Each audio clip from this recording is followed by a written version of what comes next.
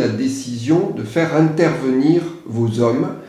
J'aimerais que vous nous partagiez ce qui se passe dans votre tête dans un moment comme ça, quand on prend une décision clé pour l'avenir des otages, de ces hommes et quelque part du pays. Après avoir vécu tout cela, et j'ai envie de dire le pire, qu'est-ce qui vous retient ?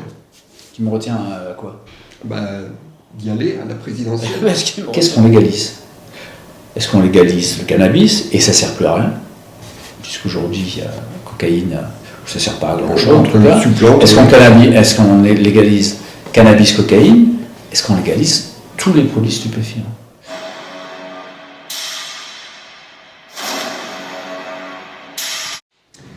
Jean-Michel Fauvergue, bonjour. Bonjour.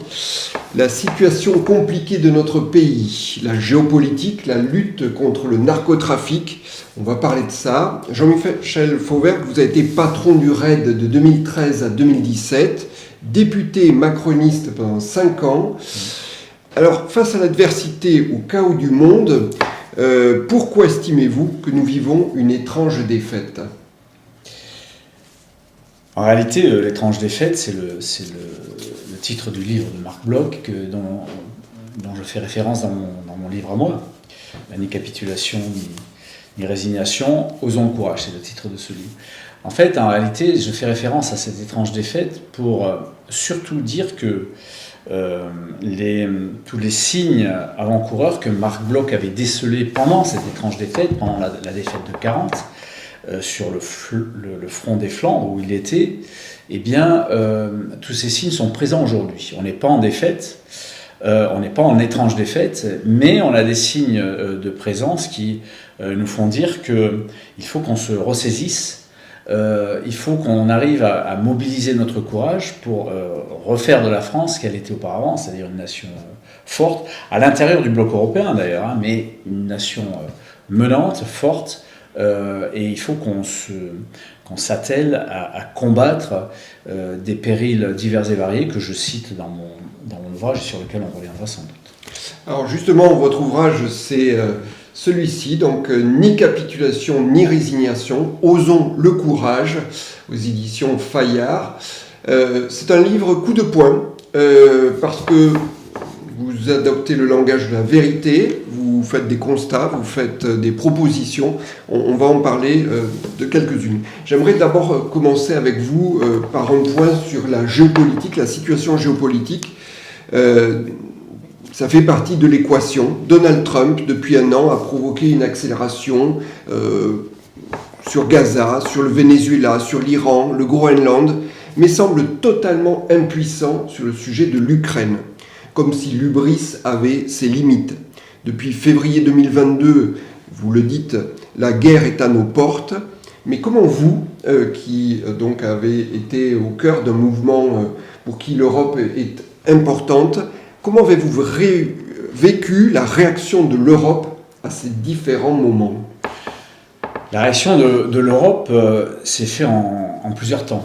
Dans le premier temps, on était face à une Europe... Alors, c'était une Europe qui quand même sortait de la crise du Covid, de la Covid, comme vous préférez, et qui avait réagi de manière assez rassemblée face à cette crise-là. Donc, qui avait pris quelques réflexes de lutte conjointe face à un danger. C'est là qui était un danger sanitaire.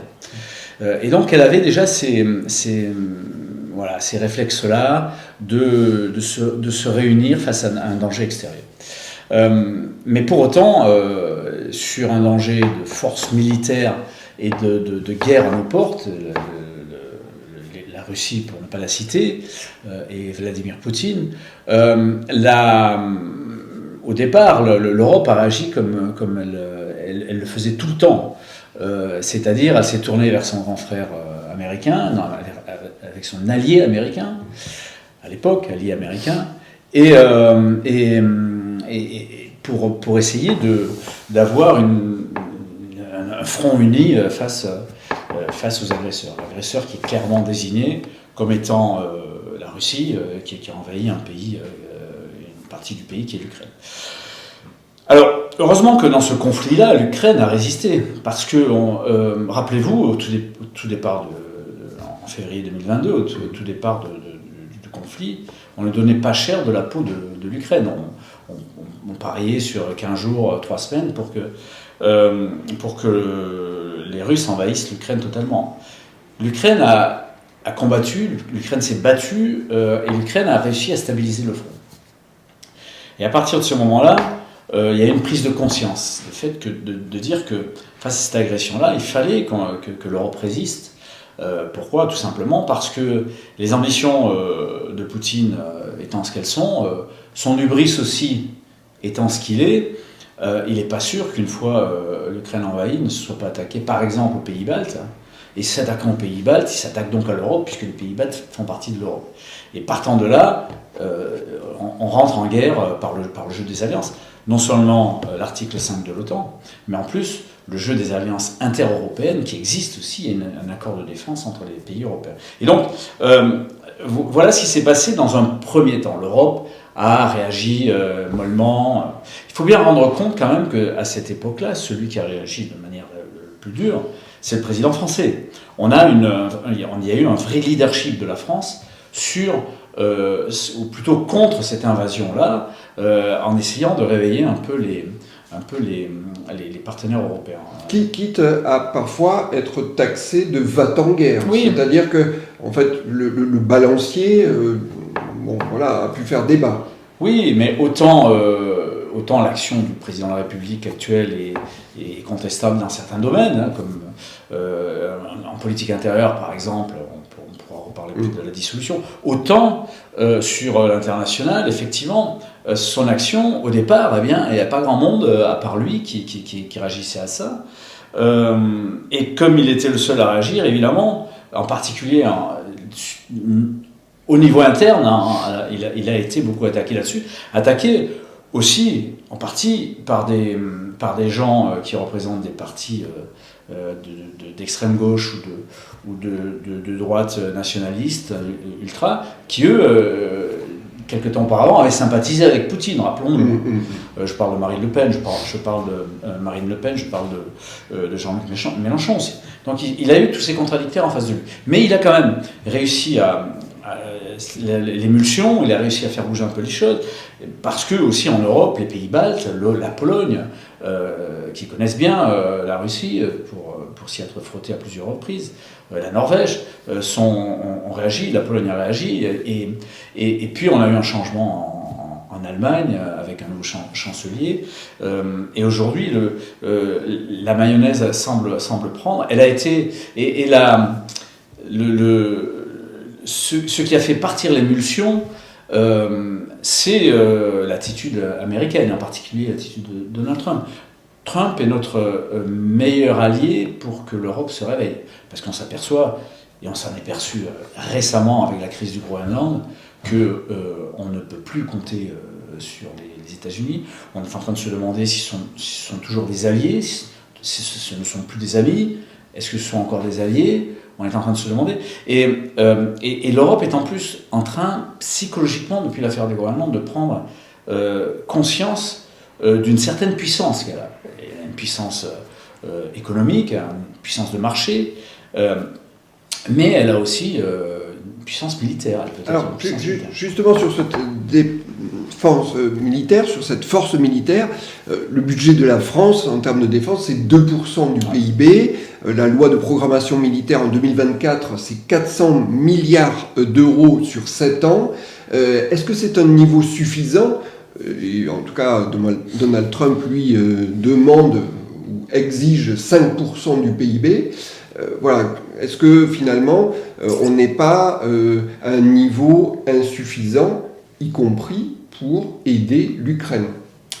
Alors c'est un niveau qui doit augmenter, vous l'avez dit, avec la loi de programmation militaire, et qui doit augmenter assez rapidement. On doit être aux environs d'un peu plus de 2% du PIB, maintenant 2,5, etc.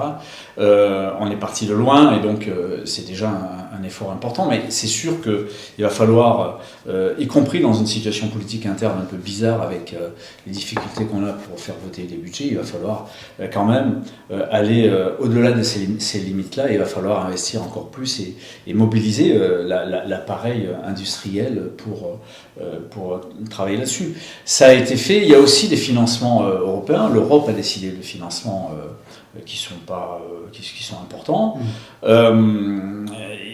en espérant qu'ils soient tous tournés vers la production européenne. Ce n'est pas toujours le cas. Il y a une bataille en ce moment entre les Européens là-dessus. Mais les choses sont en train de s'améliorer de ce point de vue-là. La problématique, c'est de savoir si ça va s'accélérer pour pouvoir effectivement remplacer quasi totalement l'allié américain qui se désengage un peu partout. Alors il se désengage du front et de la fourniture d'armes, mais il se désengage aussi du renseignement, par exemple. On sait que les Européens, et en particulier la France, réussissent maintenant à suppléer l'absence des Américains à peu près à 60%, mais c'est pas encore suffisant. Alors effectivement, on est dans une bonne dynamique, il y a un effort à faire, et alors on parle aussi de l'Europe, mais on parle de l'Europe associée en particulier aussi avec le Royaume-Uni, qui est important. Qui est en termes de défense, oui. Le Royaume-Uni qui aujourd'hui même vient d'être insulté par Trump sur ce qu'il a fait en Afghanistan. Trump a dit que les soldats se planquaient, ça a fait réagir. Le Royaume-Uni a perdu 400 et quelques hommes en Afghanistan. Ça a été un des alliés très proches des États-Unis. Le Danemark, dont on conteste le Groenland aujourd'hui, est un allié très très proche qui a toujours suivi les États-Unis. En France, on a été, grâce au général de Gaulle, un peu plus distant. On sait de quoi il retourne. Donc, que cette situation générale globale en Europe, y compris avec le Royaume-Uni, est en train de bouger largement. Et ça, on le doit à Trump. Et là, on peut le remercier là-dessus. Alors, quelque part, il y a une similitude entre ce constat que vous faites du besoin, entre guillemets, d'une force extérieure pour réveiller l'Europe. Est-ce que finalement, le constat que vous faites sur la France n'est pas du même type? C'est-à-dire, on a l'impression d'une France qui s'est endormie et qui aurait besoin d'être réveillée par une prise de conscience. Oui, et de ce point de vue-là, l'aspect est tout autre au niveau intérieur. La France, bien sûr, vous avez raison, la France est endormie. Elle s'est endormie sur un certain nombre de choses et sur un certain nombre d'acquis qu'elle ne remet pas en cause. Aujourd'hui, la situation internationale, la situation économique, la situation sociale est diverse et variée. Et la France est endormie dans une espèce de léthargie où on se retourne où l'individu, ou le Français, parce que le constat qu'a fait aussi Marc Bloch, il a fait ce constat-là sur les Français à l'époque, qui ont exigé, par exemple, quand les Allemands arrivaient, d'ouvrir les portes des cités et des villes sans combattre. Un certain nombre d'organisations syndicales, comme la CGT, pour ne pas la nommer, qui disait à l'époque, notre combat, c'est pas contre les Allemands, notre combat, c'est contre le patronat. Bon, on se rappelle aussi à l'époque que la CGT était très communiste et qu'il y avait un accord entre les communistes et les nazis de non-agression. Mais aujourd'hui, la population française, en tout cas une partie de population française, est dans une attitude d'attendre de l'État-providence le secours et un peu partout dans tous les domaines. Aujourd'hui, en France, on traite par exemple le grand handicap de la même manière qu'on traite l'augmentation du prix de la baguette de pain. C'est-à-dire qu'à partir du moment où les choses vont... On met toutes les choses sur le même niveau, alors qu'il y a des préférences que l'on devrait avoir sur un certain nombre de combats, le grand handicap, la petite enfance, les sécurité, les narcotrafics, etc. Mais on met tout au même niveau. Aujourd'hui, on met au même niveau je parlais de la petite enfance. La petite enfance et voilà les problématiques sur la santé mentale qui sont très importantes dans notre pays. On les met au même niveau que le prix du gasoil ou la prime de fin d'année. Donc l'État ne peut plus, en particulier avec la dette que l'on a, ne peut plus s'investir sur tout. Il ne peut plus financièrement, économiquement, mais surtout intellectuellement. Il faut qu'on arrive, de ce point de vue-là, à changer notre intellect et à ne pas vivre au crochet de l'État, et à ne pas tout demander de l'État. Il faut que... Alors, moi, je suis partisan d'un nouveau mouvement, le responsabilisme, c'est un mot qui n'existe pas encore dans le dictionnaire, mais qui veut dire qu'à un certain moment, il faut qu'on prenne aussi ses responsabilités individuelles. Et il faut surtout qu'on arrête de taper sur ceux qui produisent de la richesse, c'est-à-dire les patrons et les entrepreneurs, et puis il faut qu'on arrête de taper sur ceux qui produisent aussi de la sécurité, les flics, les gendarmes, l'armée, les pompiers, les enseignants, les gens dans les hôpitaux, etc., etc. Alors, mais justement, pour favoriser cette prise de conscience, une élection présidentielle est traditionnellement le moment clé. Est-ce que vous ne pensez pas qu'il y a un risque, du fait du contexte géopolitique international, du chaos du monde, que les débats nationaux soient un petit peu escamotés en France, comme ça a été un petit peu le cas en 2022 ? Par rapport aux problèmes nationaux, c'est-à-dire que les vrais débats nationaux sur ce que vous évoquez, l'éducation, la sécurité, la justice, eh bien, soient emportés parce que Donald Trump aura décidé d'une nouvelle croisade. C'est un danger, vous avez raison de poser la question, c'est un danger, mais c'est pour ça qu'il faut refocaliser les débats sur les dangers que l'on a. Alors il y a des dangers extérieurs. Effectivement, Trump n'est pas une pièce maîtresse pour stabiliser le monde, c'est une pièce maîtresse pour aujourd'hui justement le déstabiliser. Donc il y a ces enjeux-là, il y a la Russie, il y a le Proche-Orient, il y a toujours le danger du terrorisme, y compris international. Oui, ce sont des dangers, mais on a en face de ça, il faut qu'on redevienne un pays fort, il faut qu'on redevienne un pays qui arrive à maîtriser ses finances publiques, qui arrive à maîtriser ses objectifs et qui est un destin. Et c'est une problématique. Et c'est tout ça que j'aborde dans mon livre, ni capitulation, ni résignation. Et je rajoute oser le courage parce que pour moi, depuis des décennies et des décennies, on a laissé les choses dans divers domaines extérieurs ou intérieurs, on les a laissés dériver et sans avoir le courage de faire le bilan des choses, déjà dans un premier temps, et ensuite le courage de réagir sur les choses. En France, quand on a un problème, alors ce n'est pas qu'en France, mais c'est la France qui nous intéresse. En France, quand on a un problème aujourd'hui, pour ne pas faire face à ce problème, on dit il faut recruter et il faut mettre de l'argent. Voilà, on l'a fait à peu près partout. On l'a fait pour la sécurité, on l'a fait pour la santé publique. Et on l'a fait pour un certain nombre de choses. Et on s'aperçoit qu'on recrute et on met de l'argent, le problème existe toujours. C'est-à-dire qu'on n'a pas fait le bilan courageux et de se dire comment on peut réformer les choses. Comment on peut faire en sorte, dans un domaine que je connais bien, par exemple, qu'une police, une gendarmerie, police municipale, dans lesquelles on ajouterait, si on ajoutait tous les effectifs, on s'apercevrait qu'on est un des pays les plus fliqués de l'Europe. Comment se fait-il qu'aujourd'hui, les policiers et les gendarmes, on ne les voit pas sur la voie publique? Qu'est-ce qui se passe? Quelles sont leurs contraintes? Pourquoi ils ne sont pas là? Ça, on ne s'y est pas attaqué réellement. Alors justement, j'aimerais qu'avec vous, on prenne un cas pratique, la lutte contre le narcotrafic. Le narcotrafic, c'est une menace systémique pour l'État, une sorte de cancer territorial.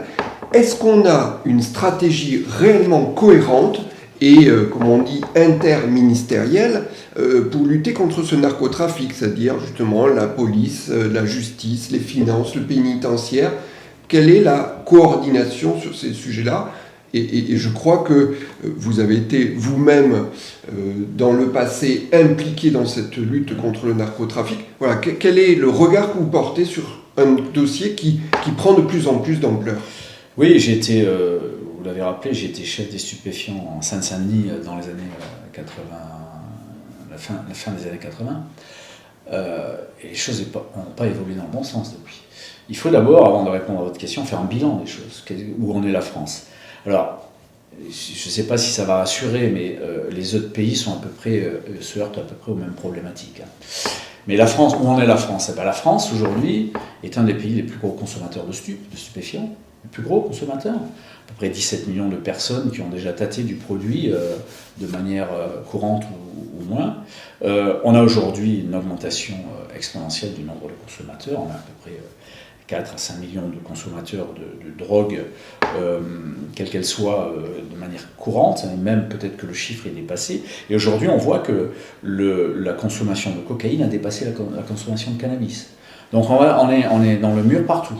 Je rajouterai, puisqu'on est en train de parler des trafics, narcotrafic, il y a trafic. Je rajouterai aussi que se rajoute au trafic des stupes le trafic des cigarettes de contrebande, parce que le prix des paquets de cigarettes a augmenté de telle manière qu'il y a des contre-marchés de contrebande et surtout de contrefaçons qui sont dirigées par des mafias et qui s'installent de plus en plus sur les territoires et qui rajoutent du désordre au désordre et du trafic au trafic. Et ce fait-là, c'est que tous ces trafics-là se rejoignent. Et donc, pour en revenir aux stupes, on est en échec par rapport à ça. On a une des législations les plus dures pour lutter contre les stupes. Et pourtant, on a du mal à vous croire, parce que justement, c'est pas comme vous voulez, mais je parle d'expérience. Non, mais c'est encore une fois, on utilise un marteau énorme et tels sont les résultats.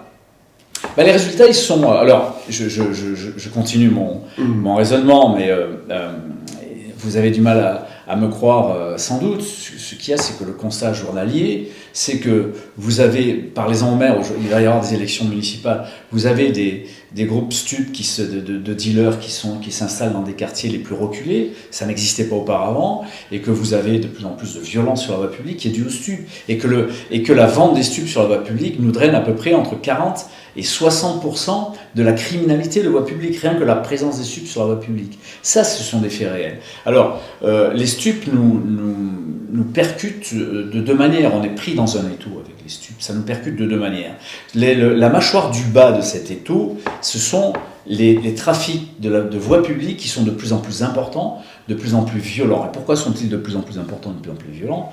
Parce que, deux choses. D'abord, ça ne demande aucune compétence particulière technique dans le banditisme. Alors on ne va pas faire des degrés dans le banditisme, mais par exemple braquer un fourgon, ça demande un plan, ça demande du financement, ça demande de l'armement lourd, ça demande un tas de trucs. Sur le trafic de stupes de rue, que nenni, rien du tout. Ça demande rien. Ça demande juste d'être hyper violent pour s'imposer. Et de plus en plus jeune. Et la deuxième chose, ça draine un fric fou.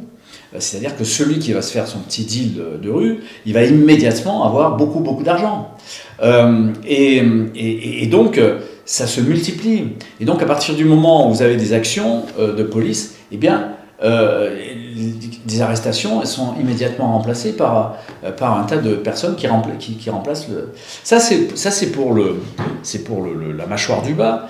Le trafic des stupes rapporte à peu près chaque année entre, certains disent 7 milliards maintenant, mais entre 4 et 7 milliards chaque année, trafic illicite. Le trafic de cigarettes clandestines dont je parlais tout à l'heure, 3-4 milliards, quand même, c'est pas rien. Donc, c'est un macroéconomie, c'est une macroéconomie. De l'autre côté, la mâchoire du haut de cet étau, c'est le trafic international. Le trafic international, c'est pas un trafiquant avec les bottes en croco, le cigare, les pieds sur le bureau, avec des téléphones partout. C'est pas ça. Ce sont des réseaux internationaux de narcos, de grand banditisme, de criminalité organisée, qui entrecroisent leurs informations pour acheminer le produit, pour le distribuer, et surtout, le grand danger des stupéfiants, c'est l'argent. L'argent sale qu'il faut blanchir. Recycler, ouais. Quand vous avez fait le tour des kebabs, des ongleries, des magasins à cigarettes électroniques, tout des tas de que l'on voit souvent vide. Que l'on voit souvent vide. Quand vous avez fait le tour des investissements dans les villas de luxe en montagne ou sur la mer ou dans les œuvres d'art, eh bien, vous n'avez pas fait le tour de tout l'argent que vous pouvez investir.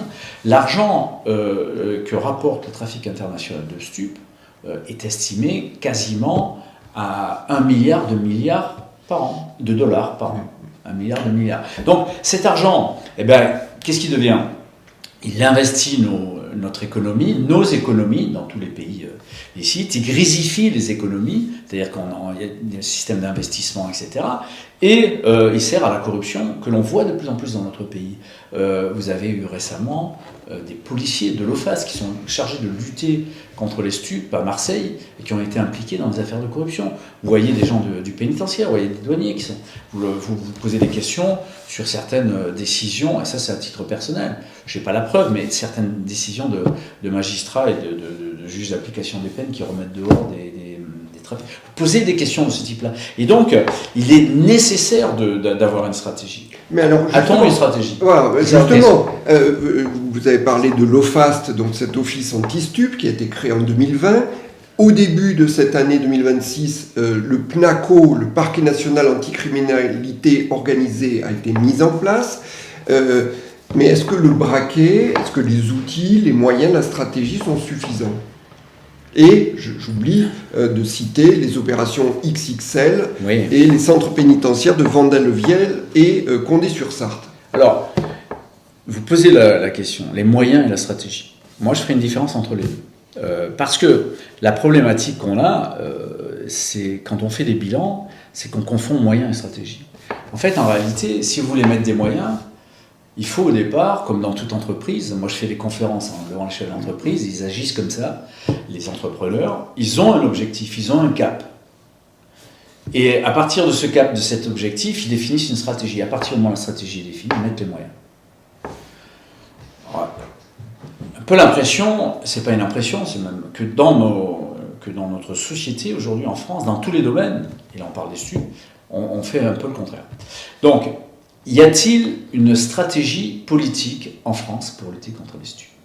Elle n'existe pas ailleurs non plus, donc on ne va pas se rassurer, mais en France, il n'y a jamais de stratégie politique. Il y a eu des stratégies opérationnelles. L'OFAST mène une stratégie. Les gendarmes, dans leur lutte, ils mènent une stratégie. Les douaniers mènent une stratégie. Et cette stratégie-là est récupérée par le gouvernement. Tout type de gouvernement, droite, gauche, nous, quand on était au pouvoir, les centres, etc., récupère. Et vous verrez, et vous soyez vigilants, et vous le verrez, les ministres de l'Intérieur, vous voyez qu'on, tous, les uns après les autres, y compris ceux qui sont installés, qui ont critiqué leurs prédécesseurs, ils font pareil. Vous voyez, on lutte contre les stupes, on a saisi 500 kilos de cocaïne, comme si c'est eux qui, avec leurs petites mains, avaient saisi. On a saisi 500 kilos. On a arrêté 40 délinquants. Et tout. Voilà. Mais ça, c'est le travail des flics, c'est le travail des gendarmes. Donc oui, c'est bien, il le faut, bien sûr. Et dans la nouvelle loi que vous disiez, la loi anti-narco, qui a été votée à l'initiative du ministre de l'Intérieur Retailleau, qui a été votée, qui est une très bonne loi, mais c'est une loi qui donne, si vous la découpez, elle donne des moyens à la police, à la gendarmerie, au service répressif, pour mieux travailler. Mais elle ne définit pas une stratégie sur les 10 ans à venir. Qu'est-ce qu'on va faire de la drogue? Qu'est-ce qu'on fait des stupes? Est-ce qu'on s'attaque aux produits? Est-ce qu'on s'attaque au réseau? Comment on fait à l'international, etc. Et quand vous me parlez du PNACO, c'est le parquet antiterroriste qui a été créé. On a créé un parquet. C'est une bonne chose, criminalité organisée anti-narco. Ce parquet anti-narco. Mais le parquet, c'est quoi? Les parquetiers, ce sont des magistrats, des procureurs de la République et leurs substituts, et des procureurs adjoints qui travaillent sur l'enquête. Donc, on est toujours dans le travail de flic. Bon, c'est un magistrat qui le... Mais on est toujours dans le travail de flic. Ce qui aurait été intéressant, c'est aussi, en parallèle, en plus de créer des juridictions particulières de jugement sur les trafiquants, pour qu'ils soient condamnés correctement, ce qui n'est pas le cas aujourd'hui. Là, on a un problème de justice aussi. Ça aurait fait partie d'une première démarche de stratégie politique. Et moi, dans mon livre, une stratégie politique sur la lutte contre les stupes, j'en définis une. Il peut y en avoir d'autres défis, mais j'en définis une. La première des choses à faire, qu'on commence à voir d'ailleurs, sur le terrain, la première chose à faire, c'est de faire disparaître nos réseaux de trafic de stupes sur le terrain, les faire disparaître, faire en sorte qu'ils s'invisibilisent et qu'ils partent derrière leurs ordinateurs pour faire ce qu'on avait vu pendant... Ce que vous voulez évoquer là, c'est une sorte de ubérisation, oui. C'est-à-dire qu'en fait, au lieu de gangréner la rue, que les choses se fassent par livreur. Dans un premier temps, que les choses se fassent en ubérisation par un livreur et essayer de généraliser ça. C'est ce qu'on commence à voir sur certaines villes, Paris. Il y a des réseaux de voies publiques qui ont disparu. Pas tous les réseaux. Les réseaux n'ont pas disparu, ils se sont ubérisés, mais il y a des réseaux de voies publiques qui ont disparu. Sur une ville comme Aix-en-Provence aussi, par exemple, où ça réussit plutôt pas mal. On ubérise ce trafic, ça veut dire qu'à un certain moment, on reprend pied sur la voie publique, on rend la voie publique aux citoyens et on fait en sorte qu'on n'ait pas cette criminalité dangereuse et associée. Mais une fois qu'on a fait ça, et là je vois bien votre pensée, et je la connais par cœur, parce que j'ai la même, une fois qu'on a fait ça, on n'a pas travaillé sur le trafic, on l'a juste déplacé. Mais on l'a déplacé en faisant en sorte que tout ce qui concerne le citoyen qui, lui, n'est pas concerné dans le trafic des stupes, le citoyen qui n'est pas consommateur, le citoyen qui n'est pas dealer, eh bien, ne soit plus embêté sur la voie publique. Parce qu'aujourd'hui, ce qui se passe, c'est que vous avez un consommateur qui est volontaire pour se pourrir la santé avec ce produit dont Darmanin disait que c'était de la merde, et il avait raison. Pareil pour les cigarettes, hein, on pourrait dire. Vous avez un consommateur qui, lui, va consommer, c'est sa volonté d'aller consommer, mais comme le produit n'est pas légal, eh bien tout autour s'organisent des trafics avec des trafiquants qui en plus, eux, prennent la voie publique et la prennent de force et en faisant en ayant une criminalité organisée autour. C'est-à-dire que le consommateur qui part d'une démarche qui est une démarche de liberté individuelle, eh bien sa manière de faire va se répercuter sur les autres citoyens français qui ne sont pas consommateurs. C'est-à-dire qu'en consommant de la drogue, en consommant cette merde-là, eh bien vous emmerdez tout le monde, en fait, en réalité. Donc, les repousser hors de la voie publique, c'est un premier pas. Alors, pour continuer dans les mesures choc, je crois qu'en deuxième pas, vous proposez, en fait, de arrêter la lutte contre le cannabis. Pas tout à fait exact, mais pas loin, mais je vais vous dire. La deuxième chose que je propose c'est une fois que les dealers partent, ils se mettent derrière leur ordinateur, continuer la lutte contre le deal, mais avec des moyens modernes de cyber-lutte, d'infiltration des réseaux par cyber-infiltration, etc., etc. Ça, c'est une étape importante aussi, pour pouvoir taper sur cette distribution-là. Et ça se verra moins que quand on tape sur la voie publique. Les opérations XXL, évidemment, au départ, il faut les continuer, et même les multiplier. Mais après, au fur et à mesure que le dealer va disparaître de la voie publique, eh bien, ces opérations-là se transformeront techniquement. Et donc, on aura plus de possibilités de descendre des réseaux qui sont des réseaux cyber, sans que ça se voie et sans que ça produise une contre-offensive de la part. Oui, et le bénéfice en termes de ressources, c'est que, on va dire, tous les policiers mobilisés pour la rue peuvent être reventilés pour ces activités. Partie d'entre eux, tout à fait exact. Il va falloir travailler sur la cyber. Mais c'est ce que la police est en train de faire maintenant, la police et gendarmerie, dans le cadre du plan multi-annuel de la loi qui a été votée. La troisième étape, une fois qu'on a fait tout ça, vous voyez que c'est une stratégie par étape et il ne faut pas en louper une. La troisième étape, c'est de se poser la question, qu'est-ce qu'on fait contre le trafic international? Parce que là, j'ai parlé que du trafic national. Que fait-on de ce trafic international où l'argent arrive à flot continu, l'argent sale, et nous pourrit l'ensemble de notre économie, de notre société, etc. Qu'est-ce qu'on fait? Il va bien falloir agir un jour comme ça. Et donc, on a une vraie problématique là-dessus. Alors, il y a l'argent, il faut savoir aussi que se rajoute aujourd'hui, en plus de l'argent du trafic illicite,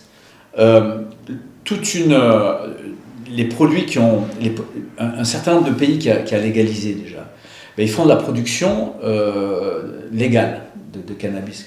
Mais comme ils produisent plus que les consommateurs, ben, cette production légale, ils l'écoulent aussi dans les pays. En Europe. En Europe, voilà. La production légale des autres pays se surajoute à la production illégale. Donc on est vraiment dans un marasme où il va falloir en sortir. Et la question, c'est de se poser véritablement la question, est-ce qu'on doit travailler sur le produit, faire disparaître le produit, alors qu'on a 17 millions de consommateurs chez nous. Est-ce qu'on va faire disparaître un produit qui est,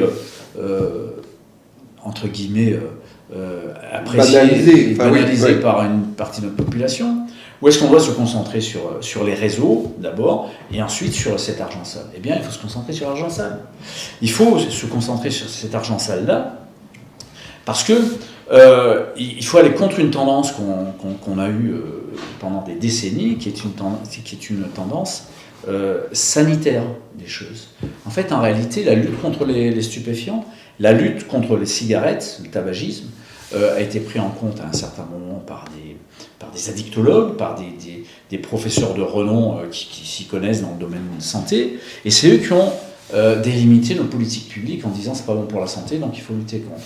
En disant, en général, il faut taxer, alors que c'est pas de leur ressort de dire ça, mais bon, il faut taxer, etc., etc.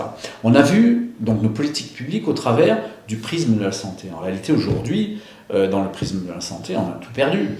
C'est illégal, c'est toujours illégal le produit, mais on a 17 millions de consommateurs. Donc on a perdu le truc et en plus on n'a pas le fric pour faire des politiques anti-consommation dignes de ce nom. Donc, demandez à n'importe quel chef d'entreprise, à partir du moment où vous avez un produit qui est sollicité par une grande partie de la population et qui rapporte un fric fou, qu'est-ce qu'on fait? On le laisse aux mafias? On laisse ce produit-là, on laisse la vente de ce produit aux mafias?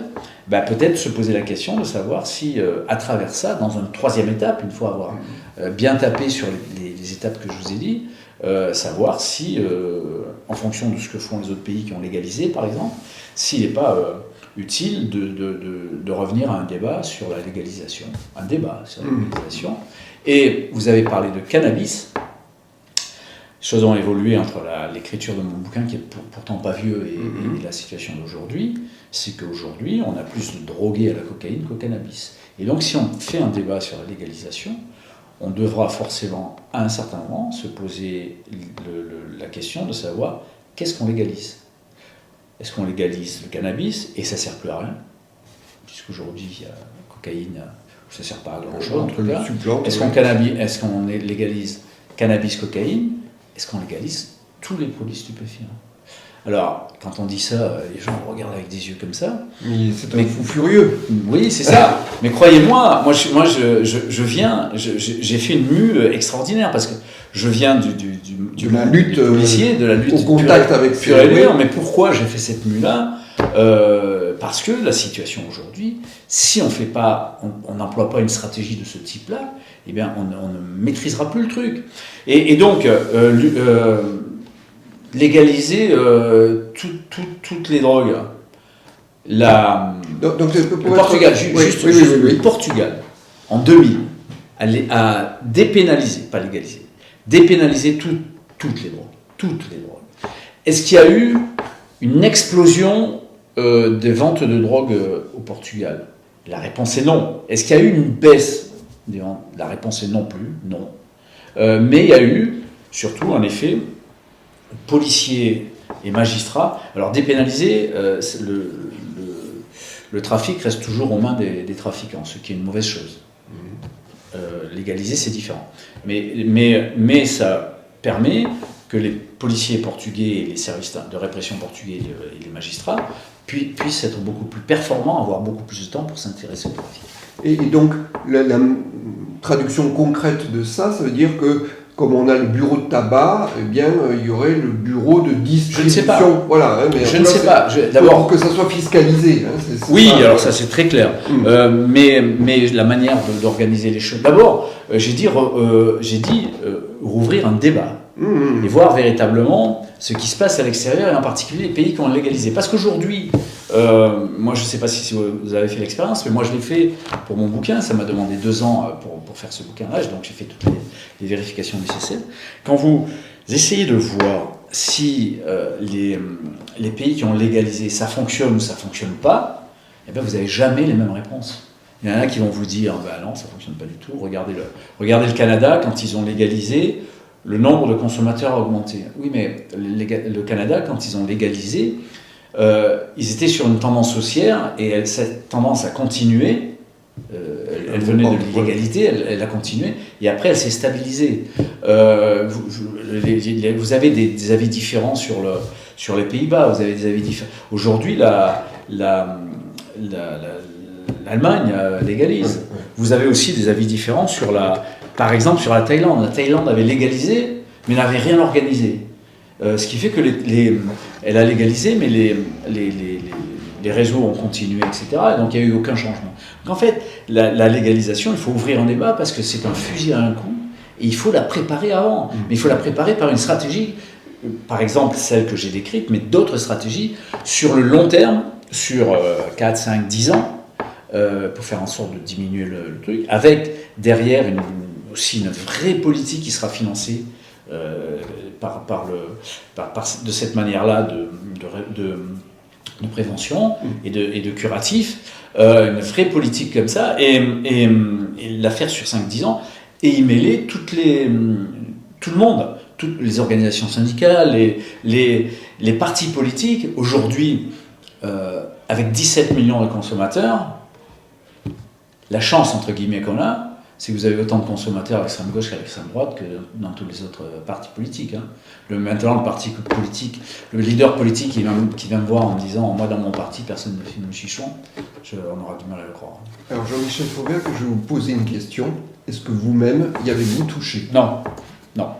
Jamais, sauf une fois, et je vais vous la raconter parce qu'elle est marrante. J'étais à la tête des stupes du SDPJ 93 et on avait fait un record de saisie de cocaïne. Et il était d'usage de peser évidemment le produit qu'on avait et de prendre des échantillons pour l'envoyer à un laboratoire qui se situe toujours d'ailleurs à Lyon et qui doit déterminer la provenance du produit. Et pour faire ça, eh bien, on se met dans un bureau, on a un gros saladier, on verse la poudre dans le saladier. Et sur une balance, on le pèse. On a pesé le saladier vide, enfin bon, on a taré le saladier, etc. Et on le pèse. Et donc c'est ce qu'on avait fait. On était quelques-uns dans le bureau, on avait fermé le bureau. C'était l'été, la fenêtre était ouverte. Il y en a un qui est rentré dans le bureau, boum, coup de vent, nuage de cocaïne, et on en a pris plein les narines. Et je me souviens. Ça fait de l'effet. Alors moi, je me souviens que le seul effet que j'ai eu, c'est un mal de tête qui était extraordinaire et qui m'a duré pendant 2-3 jours. Voilà, donc c'est une consommation bien involontaire, mais je n'ai jamais touché de ce type de produit-là. En termes de cigarettes, il m'arrive de fumer de temps en temps un cigare. Voilà, vous savez tout. Avec un bon whisky, c'est une manière de refaire le monde. Alors, je ne sais pas s'il s'agit de refaire le monde, mais j'aimerais qu'on aborde un autre sujet fort de votre livre, et on est au cœur de votre expérience, hein, celle de l'ancien patron du RAID qui a été au cœur de la lutte contre le terrorisme. Vous marquez dans un chapitre fort le lien entre l'islamisme et le terrorisme. Dans cette lutte que vous avez vu vous-même les manquements, vous saluez le discours des Mureaux d'Emmanuel Macron qui a débouché sur la loi sur les séparatismes, mais vous dites que ce moment-là de la loi sur les séparatismes, c'est celui pendant lequel vous avez décidé, vous, de prendre du recul par rapport au monde politique. Pourquoi ? C'est exact. Tout ça est exact. Je vais refaire un peu rapidement l'historique des choses. En fait, le terrorisme en France n'a pas été qu'islamiste, qu'on soit clair. On a eu un terrorisme avec les Basques, avec les Corses, même un peu avec les Bretons d'ailleurs. On a eu un terrorisme avec des mouvements étrangers qui était un terrorisme politique, avec les Arméniens, etc. Voilà, toute une tendance. Mais moi, je n'étais confronté, pendant que j'étais au RAID, 2013-2017, qu'à un terrorisme islamiste. Alors, soyons très clairs dès le départ, islamiste, ça veut dire, c'est le mouvement le plus radicalisé se prétendant dans l'islam. Islam qui est une religion à part entière. Voilà. Les choses étant dites. Donc, je n'étais confronté qu'à ça, au terrorisme islamiste. Et pas de terrorisme politique d'extrême droite. J'ai pas eu d'attentat de ce type-là. Et les attentats que j'ai eus, que la France a subis pendant que j'étais à la tête du RAID, ont été particulièrement sanglants. Je citerai le Bataclan, je citerai Nice, et puis tous les autres attentats. Donc, dans la lutte contre le terrorisme islamiste, la France a été touchée depuis la fin de la guerre d'Algérie, de manière régulière. Il ne faut pas l'oublier, ça. Mais avec des hauts et des bas. La période que moi j'ai vécue est une période un peu particulière parce que ce terrorisme avait pris une ampleur telle qu'il menaçait les structures de l'État. Et ce terrorisme-là provenait de l'extérieur, au Levant, au pays du Levant, en Syrie, avec l'État islamique, et à l'intérieur de notre pays. Et il y avait des connexions. Et comme il y avait des connexions, eh bien, les services de police et de gendarmerie, y compris le mien, luttaient à l'intérieur du pays, et nos armées luttaient à l'extérieur du pays contre le terrorisme. Ils allaient bombarder les combattants français qui étaient avec le EI dans l'État islamiste pour ne pas revenir nous faire des attentats. D'ailleurs, au début de cette année, on en a moins parlé parce que l'actualité était chargée, mais la France, avec la Grande-Bretagne, a bombardé à nouveau l'État islamique près de Palmyre. Oui, et là il y a une continuité dans la politique de nos pays démocratiques et de nos deux pays principaux qui agissent dans ce sens-là, c'est donc le Royaume-Uni et la France, c'est qu'on préfère détruire des cibles qu'elles reviennent au pays et nous détruisent. Ce qui est une politique saine, d'ailleurs, continue et saine. Ce qui n'est pas sain, c'est à un certain moment, une fois que les massacres sont faits et que le temps a fait son œuvre dans les esprits, certains réclament le retour d'islamistes, femmes en particulier, et hommes maintenant français, dans notre pays et que tout le monde, qu'on leur accorde ces retours-là, c'est qu'à mon avis un grave danger, parce qu'un jour ou l'autre on va le payer.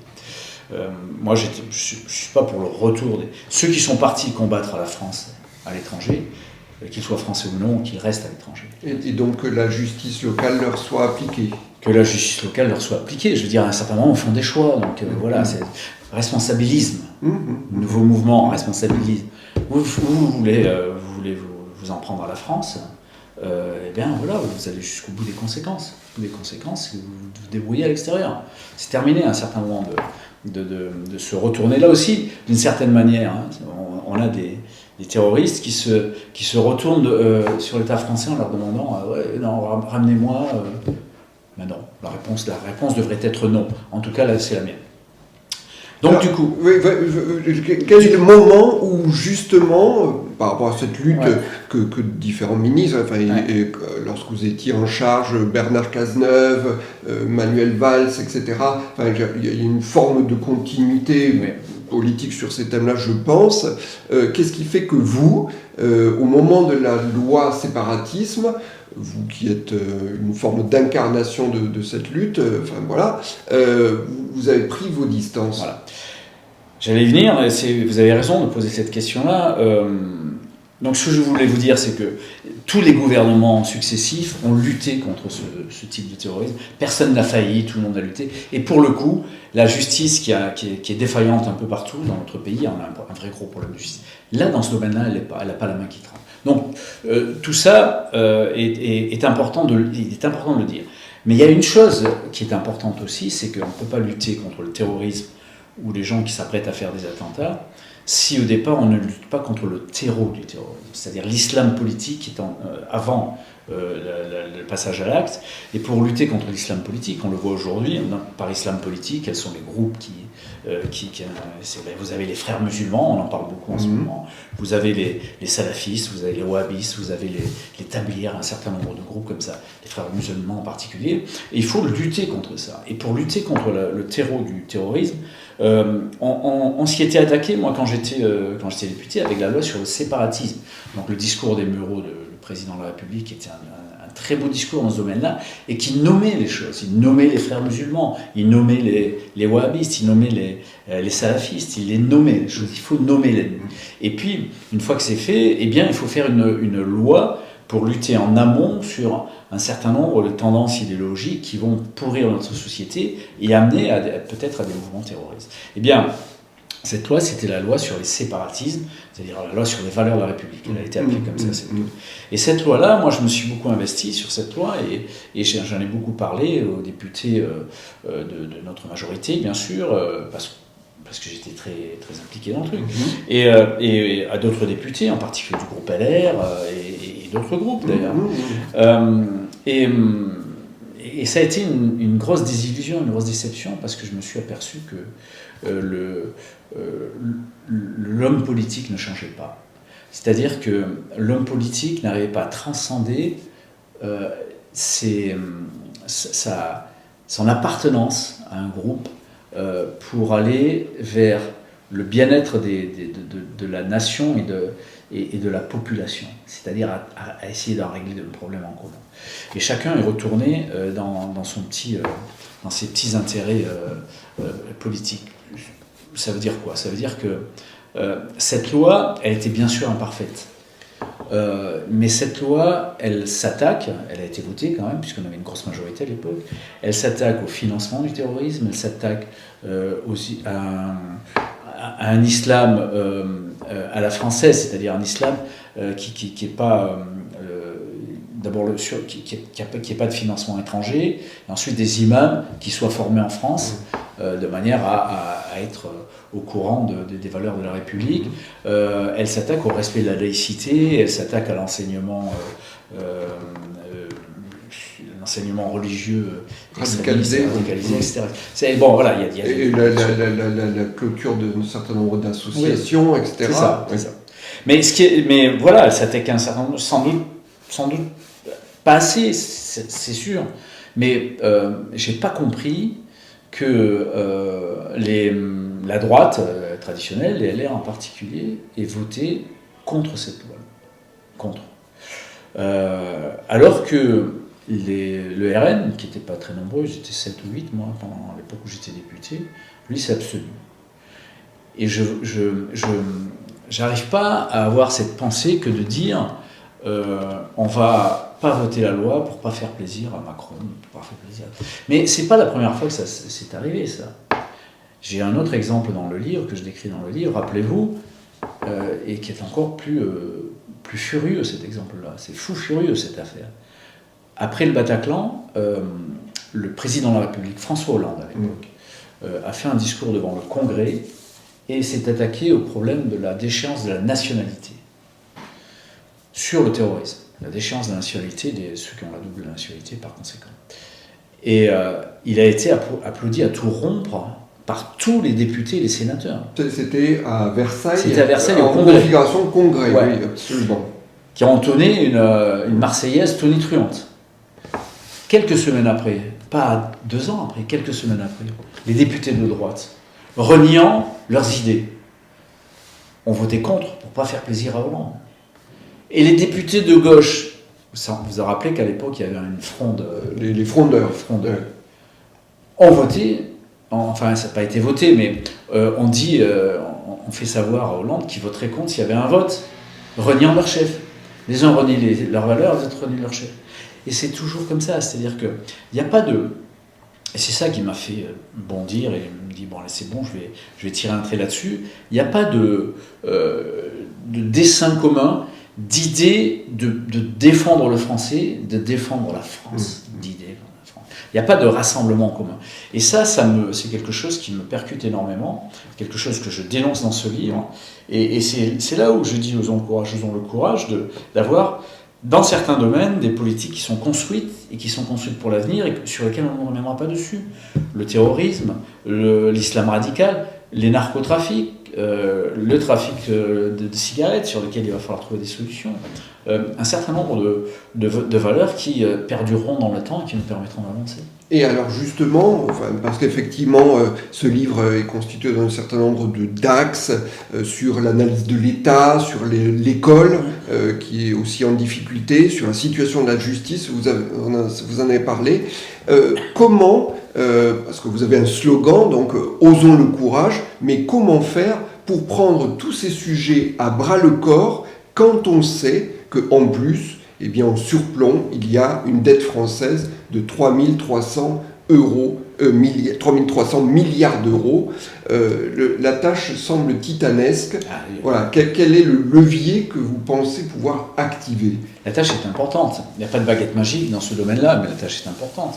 Mais la chance qu'on a, c'est que la France dépense sans compter sur un certain nombre de choses qui peuvent être limitées et qui peuvent être drastiquement limitées.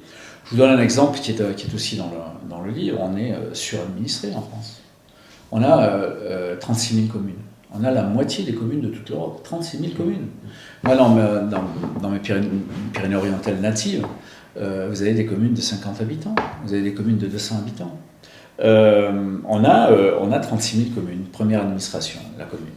Ensuite, au-dessus des communes, la loi NOTRe, qui est une loi des socialistes qui date de 2016, si je ne m'abuse, a créé des agglos au-dessus des communes pour prendre en compte un certain nombre de problèmes qui dépassent les communes. Problème de la distribution d'eau, enfin plein de trucs importants. Ordures, oui, plein de trucs importants, sauf que cette loi était censée favoriser le regroupement de communes, donc avoir moins de communes. Mais en fait, non, il y en a toujours autant, plus un échelon supplémentaire dont on se demande aujourd'hui si on fait le bilan, et il faut faire honnêtement le bilan, savoir s'il fonctionne ou non.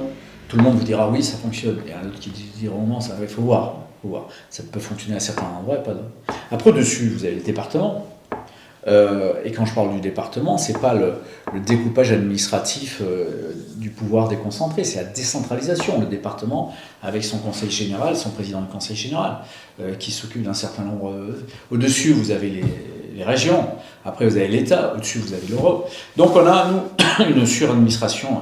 Ce qui fait que dans cette suradministration-là, et je donne un exemple qui m'est cher, un exemple dans le territoire que je connais bien des Pyrénées-Orientales, vous avez des tas de gens qui prennent des tas de décisions sur des trucs. Alors là, je parle de circulation routière, avec des ronds-points, avec des feux rouges, avec des stops, avec des machins, c'est mis dans tous les sens. C'est complètement aberrant parce que la politique de la circulation, elle est donnée aux mairies, mais c'est le conseil départemental qui s'occupe des départementales, etc. Donc tout le monde, il y a un imbroglio tel que chacun rajoute son petit... Et ça coûte du fric à chaque fois. Donc il faut simplifier tout ça. Mais pourquoi ça n'a pas été simplifié aussi? Pourquoi? Parce que chacun il trouve son compte au niveau local. Et là, le phénomène est pervers. Et je peux vous le dire, puisque j'étais député, et donc je voyais ce qui se passait dans ma circonscription, en Seine-et-Marne. Un maire d'un petit village, il va être maire, mais il va être aussi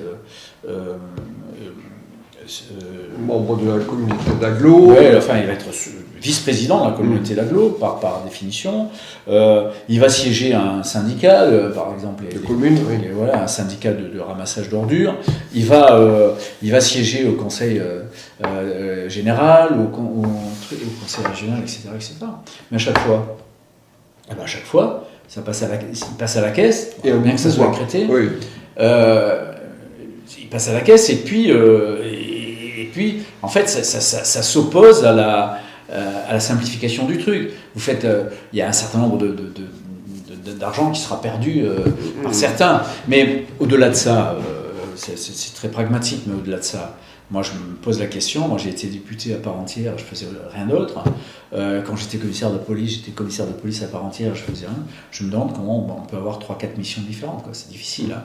C'est difficile. Même si les gens vous disent ouais, il faut être maire, on peut être maire et député, ouais, peut-être, ouais, mais voilà. à ce moment-là, on travaille plus de 24 heures par jour. Et ça n'existe pas.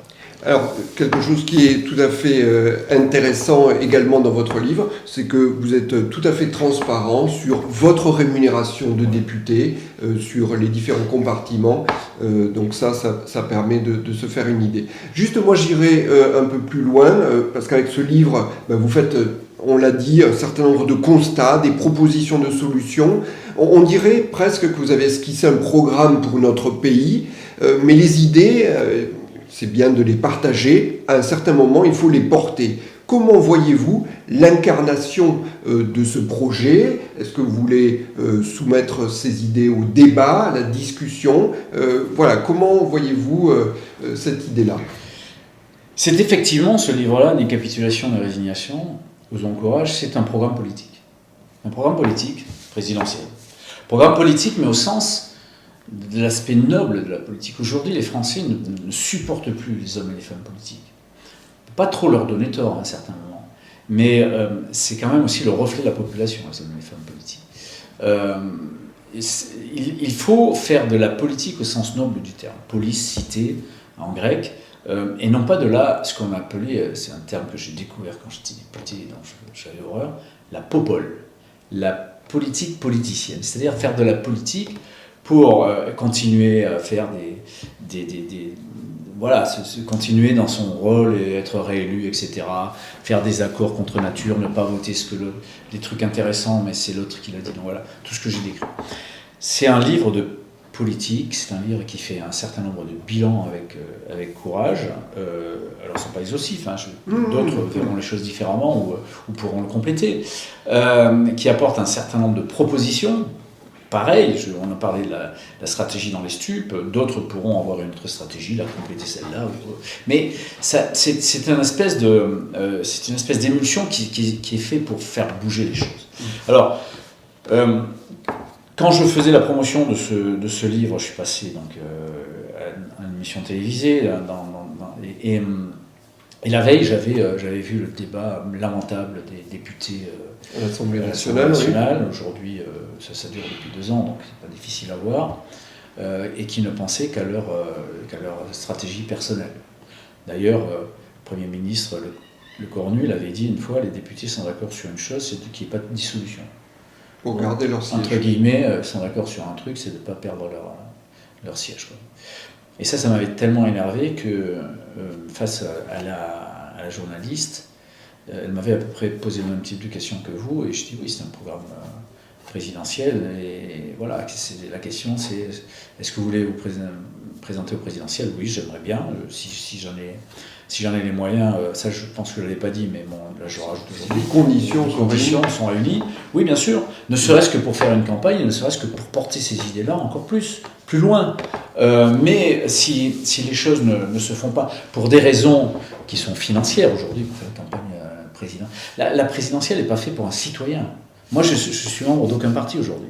Oui, vous êtes aujourd'hui de la société civile. Je suis de la société civile et j'apporte la caution que j'ai dans le cadre de l'expérience que j'ai, à la fois politique et professionnelle. Et donc, du coup, oui, si je pouvais si je peux, ultérieurement, l'affaire n'est pas entendue encore tout à fait, si je peux faire une campagne, je la ferai. Ça me plairait beaucoup. Mais dans ce contexte-là, vous signez ce livre à travers la France, etc. Vous sentez un écho. Ces idées-là répondent aux besoins de la population. Enfin, vous sentez quelque chose ? Bien sûr que l'écho y est. Pourquoi ? Parce que c'est un livre qui traite d'abord du retour de l'autorité. Et ça, tout le monde le réclame aujourd'hui, le retour de l'autorité. C'est un livre qui traite aussi des grandes injustices. Le fait de ne pas condamner les multirécidivistes, c'est déjà en soi une grande injustice. Je ne parle pas de la justice paillette qui va condamner un ancien homme politique, c'est pas ça, ou une ancienne femme politique. Je ne parle pas de ça, je parle de la justice du quotidien. Et les gens en souffrent de ça. Quand vous vous faites agresser, que vous voyez votre agresseur dans la rue, en tant que victime, évidemment, vous en souffrez, toute votre famille en souffre. Et en tant policier qui a fait la procédure, vous en souffrez encore plus. Donc oui, ça reprend des thématiques des Français d'une manière générale, et bien sûr qui sont là-dessus, derrière ces idées-là.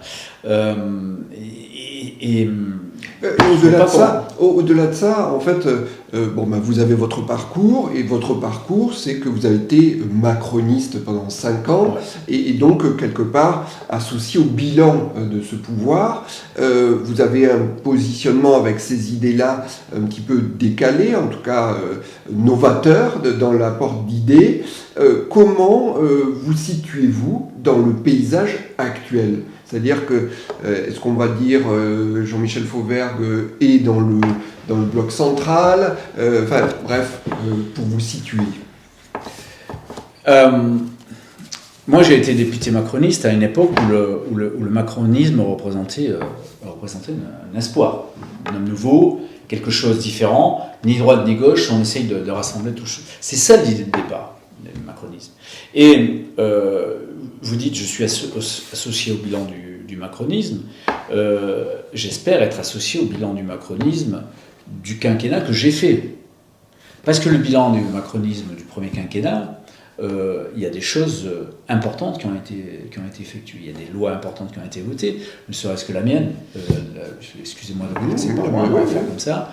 La loi sur la sécurité globale qui a permis de dégager des pouvoirs pour la société privée, et ça s'est vu pendant les Jeux Olympiques, donc ça, ces lois-là, mais il y a eu la loi de la PMA, la procréation médicale assistée, d'autres types de lois. On a eu pendant cette période-là le chômage qui est descendu de manière très, très significative. On a eu des investissements étrangers comme on n'a jamais eu en France, etc., etc. Donc il y a un certain nombre de choses. Elles ne sont pas toutes bonnes, bien évidemment.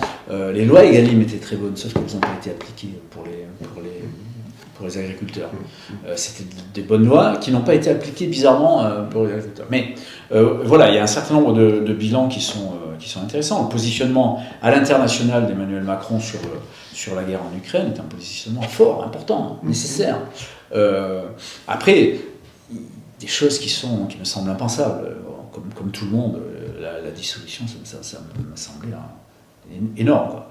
Et quand j'en parle avec des gens qui sont encore élus, mes anciens copains, enfin mes copains que j'ai connus à l'Assemblée nationale, qui sont toujours des copains et des copines, ils sont complètement débordés aussi par cette idée-là, quoi.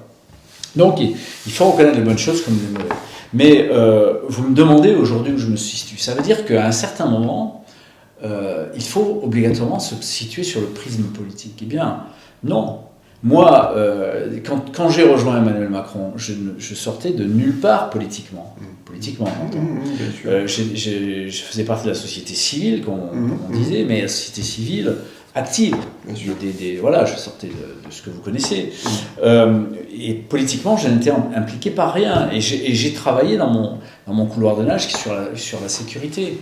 Après, alors, on peut dire centriste, si vous voulez. Comment ça s'appelle le bloc central, Non, l'autorité administrative indépendante chargée. Oui, d'accord. L'ARCOM. Voilà, l'ARCOM m'a d'office. On vous catalogué. M'a d'office catalogué alors que je n'ai plus de carte et que je suis plus élu. Elle m'a catalogué d'office comme étant divers centre. Ce qui veut rien dire du tout. D'abord centre, on ne sait pas trop où c'est. Ensuite divers, ça rajoute de l'incertitude à l'incertitude. Mais pourquoi pas ? Allons-y si on veut. En fait, en réalité, moi je me situe nulle part. Je me situe dans mon livre avec un certain nombre de choses. Je dis, dans ce livre-là, je parle de sécurité, je parle d'immigration, je parle de sujets très régaliens, je parle du millefeuille administratif de la France. Je dis que notre État est trop centralisé, il faut donner beaucoup plus de pouvoir aux régions, etc., qui n'est pas une idée particulièrement de droite, de manière générale. Et donc, voilà, je suis nulle part. Mais soyons clairs, est-ce qu'il faut être aujourd'hui de droite ou de gauche ? Moi, je ne me revendique ni de l'un ni de l'autre, ou de l'un ou de l'autre, comme vous voulez. Mais voilà, dans le passé, on a eu un fameux président qui s'appelait De Gaulle, qui était non aligné par rapport aux États-Unis, et on voit qu'aujourd'hui c'est un avantage, et qui était par rapport aux partis politiques très méfiant par rapport. Et moi je suis très méfiant. Pas que je me compare avec restant modeste, mais je suis très méfiant par rapport aux partis politiques. Et donc mais je sais que pour me présenter à l'élection présidentielle, il me faudra une structure, il faut une structure. Alors justement, Jean-Michel Fauvergue, vous qui avez vécu des événements considérables, qui avez été au cœur de moments clés de notre histoire, avec ces attentats, cette lutte contre le terrorisme, après avoir vécu tout cela, et j'ai envie de dire le pire, qu'est-ce qui vous retient ? Qui me retient à quoi ? D'y aller à la présidentielle. Ce qui me retient à la présidentielle, c'est d'avoir une structure viable avec une équipe autour. Et ce qui me retient, c'est un financement énorme, une présidentielle. C'est pas une élection qui est faite pour un citoyen. On ne peut pas y aller avec 3 francs 6 sous. C'est pas possible. Il vous faut à minima presque 10 millions d'euros pour faire une petite campagne. Mais pour faire 10 millions d'euros, il faut une structure qui va accueillir cet argent-là. Sachez que c'est très réglementé et que les dons sont limités par exemple à 4 600 € pour les personnes physiques et les personnes morales. Donc vous ne pouvez pas avoir un mécène qui va dire vas-y, Jean-Michel Fauvergue, je suis là, je suis derrière toi, je finance tout, ça n'existe pas. Sinon à finir à la santé. Voilà. Donc non. Mais c'est ça qui me retient en fait en réalité. J'aimerais beaucoup faire une campagne. Je vous garantis que j'aimerais beaucoup faire une campagne présidentielle, ne serait-ce que pour apporter ces arguments-là, ne serait-ce que pour faire en sorte d'influer sur les arguments des autres et de pouvoir faire en sorte que un certain nombre de choses que je disais soient reprises. J'aimerais beaucoup. Alors moi j'aimerais terminer par une question très précise, peut-être très personnelle. Cet esprit de décision que vous avez, cette volonté, il y a un moment clé, vous l'avez exercé, c'est au moment où la situation était particulièrement tendue dans l'hypercachère. À ce moment-là, vous prenez la décision de faire intervenir vos hommes. J'aimerais que vous nous partagiez ce qui se passe dans votre tête dans un moment comme ça, quand on prend une décision clé pour l'avenir des otages, de ces hommes et quelque part du pays. D'abord, Xavier, il faut que vous sachiez que au moment où on prend la décision, il y a tout un travail en amont qui a été fait, un travail avant. Et ce travail avant, ça va du recrutement des gens du RAID qui vont donner l'assaut, et la BR était présente aussi, c'est pareil, jusqu'à la stratégie qui a été définie auparavant sur l'analyse des situations, comment les situations évoluent depuis l'affaire Mohamed Merah, c'est-à-dire 14 mois auparavant, et ce qu'on fera quand une affaire comme Mohamed Merah se représentera. Je n'ai pas dit si, mais j'ai dit quand, parce qu'on était persuadé que ça allait se représenter. Et le ministre de l'Intérieur de l'époque, Bernard Cazeneuve, était persuadé aussi de cette manière. Et donc tout ça se travaille en amont. On travaille au niveau opérationnel, on travaille au niveau de la stratégie, on a une stratégie, et cette stratégie, on doit la faire à la fois, la difficulté c'est de la faire accepter par nos opérateurs, par les gens, nos collaborateurs à nous, c'est-à-dire aller beaucoup plus vite, prendre beaucoup plus de risques pour sauver le plus d'otages possible, et la faire partager aussi par ceux qui décident, c'est-à-dire le ministre de l'Intérieur, en disant voilà monsieur le ministre, la prochaine fois qu'on aura une affaire comme Mohamed Merah, c'est-à-dire à l'hypercachère, on ne négociera plus. Voilà, et on ira beaucoup plus vite. Et donc il faut lui faire accepter ça au ministre. Et le ministre l'a accepté parce qu'il y a eu tout un travail en amont explicatif, etc., que j'ai fait à titre personnel, mais que j'ai fait aussi avec mon collègue du GIGN. On avait la même optique de l'époque. Donc voilà tout ce qui se passe avant. Mais le moment où vous êtes face à l'hypercachère, où vous commandez l'ensemble du dispositif, j'avais sous mon autorité à la fois le RAID, mais aussi la BRI, j'avais ce commandement-là pour cette opération-là. C'est vous qui décidez. Vous avez l'autorisation d'assaut de la part du politique, hein, parce que ça se donne et vous dites c'est maintenant. Et vous donnez le top assaut. Et bien, quand vous donnez le top assaut dans votre tête, que vous avez en face de vous 26 otages, 26, il y en avait 4 autres qui étaient déjà morts, mais ils étaient morts avant, je ne vous dis pas cela, mais voilà, moi j'avais 26 otages à sauver, 26 otages. et vous donnez le top à ceux, c'est la décision, une des décisions les plus importantes que vous prenez de votre vie, d'une manière générale. Et la décision, c'est pas facile à prendre. Ça vient du décisio, du latin, trancher, il faut trancher. Et la décision, elle vous fait mal au ventre, parce que vous ne savez pas, au moment où vous prenez la décision, quelles seront les conséquences de votre décision. Si vous allez sauver tout le monde, s'il y en a seulement une partie, si vous allez ramener tout le monde, tous vos opérateurs chez vous en bonne santé, vous ne savez pas tout ça. Voilà pourquoi elle fait mal, cette décision-là. Et mais en fait, en réalité, le chef du raid, le chef, comme disait Chirac, le chef est fait pour cheffer. Chirac, lui, qui n'a pas beaucoup cheffé d'ailleurs, de manière générale, mais le chef est fait pour prendre des décisions. Eh bien, quand vous êtes là, vous êtes fait pour prendre des décisions. Et vous êtes seul au monde pour prendre cette décision-là. Si votre décision, vous prenez, dont vous ne connaissez pas les conséquences, est bonne, eh bien, c'est impeccable. Et c'est une victoire, et cette victoire, vous devez la partager avec vos gars. Vous devez la donner à vos gars qui ont contribué. Par contre, si on a sauvé tous les otages, à l'hypercache. Si elle avait été mauvaise, c'est tout pour vous. Parce que vous êtes chef, parce que vous êtes payé pour ça, parce que vous êtes fait pour ça. Et parce que vous avez dans la tête ça, et dans le cœur et dans l'âme, vous avez ces notions-là de management, de direction et de chef. C'est exactement ce qu'on demande aux hommes politiques, qui sont faits pour ça aussi, mais qu'on ne retrouve pas aujourd'hui. Pas pour tous en tout cas. Voilà pourquoi j'ai écrit ce bouquin, voilà pourquoi je veux que les choses changent et qu'il y ait du courage dans les décisions des uns et des autres. C'est ce que font tous les jours nos entrepreneurs qui créent la richesse de notre pays. Tous les jours, ils sont à prendre des décisions, ils se mettent en porte-à-faux, ils mettent leur famille en porte-à-faux, leur richesse personnelle, leur santé mentale, ils le mettent en porte-à-faux. Ceux-là prennent des risques. Je voudrais qu'on soit beaucoup plus de Français à prendre des risques, y compris les décideurs politiques. Michel Fauvergue, merci. Merci à vous.